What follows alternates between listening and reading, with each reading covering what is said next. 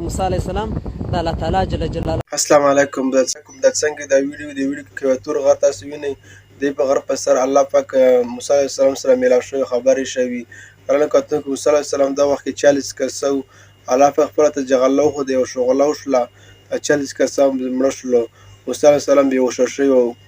نو ګرانو کتونکو بیا موسی علیه السلام دعا وکړله، نو د 40 کسه بېرته جمدي شولو.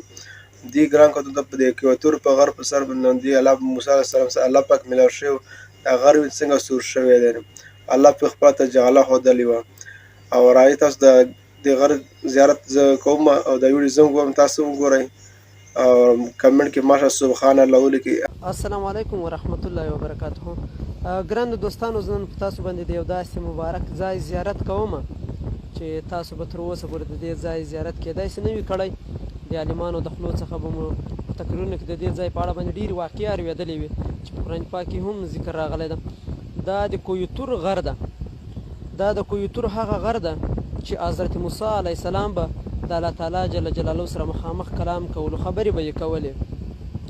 دا هغه مبارک ځای ده او زه تاسو ته هغه ځای هم درښکاروم چې الله تعالی جل جلاله حضرت موسی علیه السلام ته خپله جلوه ورښکاره کړې وه، خپل نور یې ورښکاره کړی و. نو هغه وروسته یو غر ده، هغه هم مکمل بیا وسوځېدلو. نو دا په څنګ کې یو جومات ده، ډېر ښکلی او ښایسته جومات ده چې د هغه وخته راهیسې تر اوسه پورې همداسې پاته ده او دا هغه مبارک ځای ده. اوس تاسو ته هغه ځای درښکاروم چې حضرت موسی علیه السلام به په کوم ځای کې د الله تعالی جل جلاله عبادت کولو. دا لاندې ځای چې تاسو ته ښکاري، سبحان الله سبحان الله، دا هغه مبارک ځای ده. په دې ځای کې به حضرت موسی علیه السلام د الله تعالی جل جلاله عبادت کولو. سبحان الله. او دا د کویتور غر ده چې کېدای شي ډېرو دوستانو به یې زیارت نه وي کړی.